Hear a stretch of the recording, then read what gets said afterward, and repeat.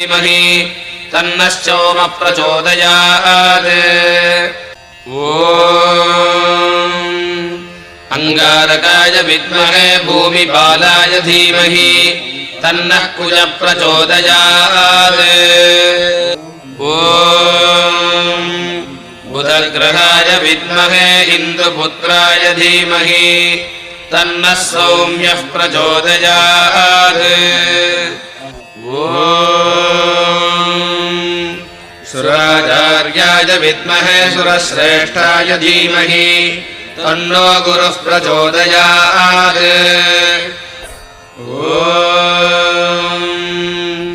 रजताभाय विद्महे भृगुसुताय धीमहि तन्नः शुक्रः प्रचोदयात्।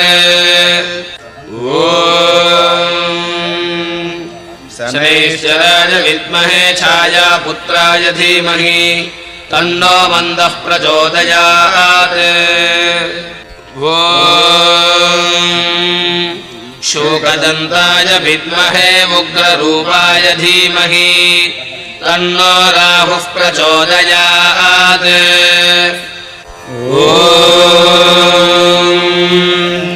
चित्रवर्णाय विद्महे सर्परूपाय धीमहि तन्नः केतुः प्रचोदयात्। अत आदित्यहृदयम् शुक्लाम्बरधरं विष्णुं शशिवर्णं चतुर्भुजं प्रसन्नवदनं ध्यायेत् सर्वविघ्नोपशान्तये। अस्य श्री आदित्यहृदयस्तोत्र महामन्त्रस्य अगस्त्यो भगवान् ऋषिः अनुष्टुप् छन्दः। आदित्यहृदयभूतो भगवान् ब्रह्मा देवता निरस्त अशेष विघ्नतया ब्रह्मविद्या सिद्धौ सर्वत्र जयसिद्धौ च विनियोगः।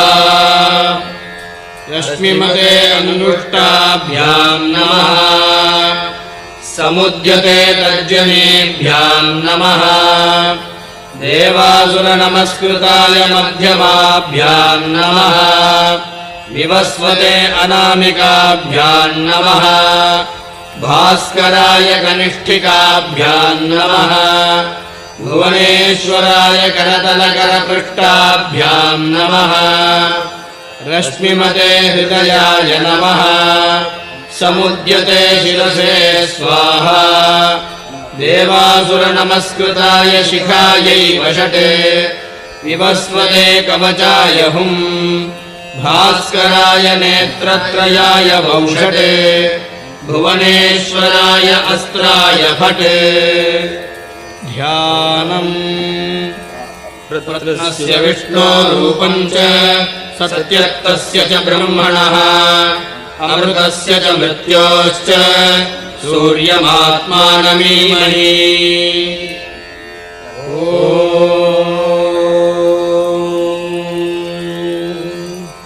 ततो युद्धपरिश्रान्तम् समरे चिन्तया स्थितम् रावणं चाग्रतो दृष्ट्वा युद्धाय समुपस्थितम् दैवतैश्च समागम्य द्रष्टुमभ्यागतोरणम् उपागम्याब्रवीद्रामम् अगस्त्यो भगवान् ऋषिः राम राम महाबाहो शृणुमित्यं सनातनम् येन सर्वानरीन् वत्स समरे विजयिष्यसि आदित्यहृदयम् पुण्यम् सर्वशत्रुविनाशनम् जयावहम् जपेन्नित्यम् अक्षय्यम् परमम् शिवम् सर्वमङ्गलमाङ्गल्यम् सर्वपापप्रणाशनम् चिन्ताशोकप्रशमनम् आयुर्वर्धनमुत्तमम् रश्मिमन्तम् समुद्यन्तम् देवासुरनमस्कृतम् पूजयस्व विवस्वन्तम्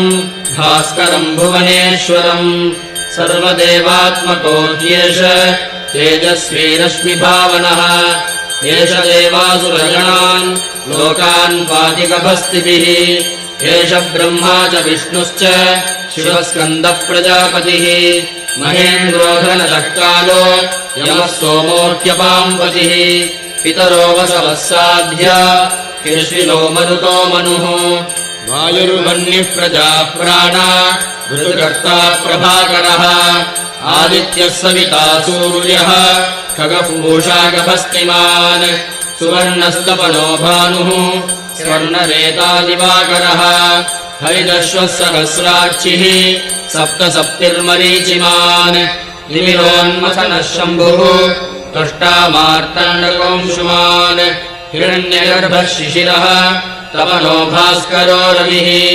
अग्निगर्भोदितेः पुत्रः शङ्खः शिशिरनाशनः व्योमनाथस्तमो भेदी ऋग्यजुः सामपारगः घनवृष्टिरपाम् मित्रो विन्ध्यवीथी प्लवङ्गमः आतवीमण्डली मृत्युः पिङ्गलः सर्वतापनः कविर्विश्वो महातेज रक्तः सर्वभवोद्भवः नक्षत्रग्रहताराणाम् अधिपो विश्वभावनः तेजसामपि तेजस्वी द्वादशात्मन्नमोऽस्तु ते नमः पूर्वाय गिरये पश्चिमायाद्रये नमः ज्योतिर्गणानाम् पतये दिनाधिपतये नमः जयाय जयभद्राय हर्यश्वाय नमो नमः नमो नमः सहस्रांशो आदित्याय नमो नमः नमः उग्राय वीराय सारङ्गाय नमो नमः नमः पद्मप्रबोधाय मार्ताण्डाय नमो नमः ब्रह्मेशानाच्युतेशाय सूर्यायादित्यवर्चसे भास्वते सर्वभक्षाय रौद्राय वपुषे नमः तमोघ्नाय हिमघ्नाय शत्रुघ्नायामितात्मने कृतघ्नघ्नाय देवाय ज्योतिषाम् पतये नमः तप्तजामीकलाभाय बन्धये विश्वकर्मणे नमस्तमोभिनिघ्नाय ऋषये लोकसाक्षिणे नाशयत्येष वैभूतम् तदेव सृजति प्रभुः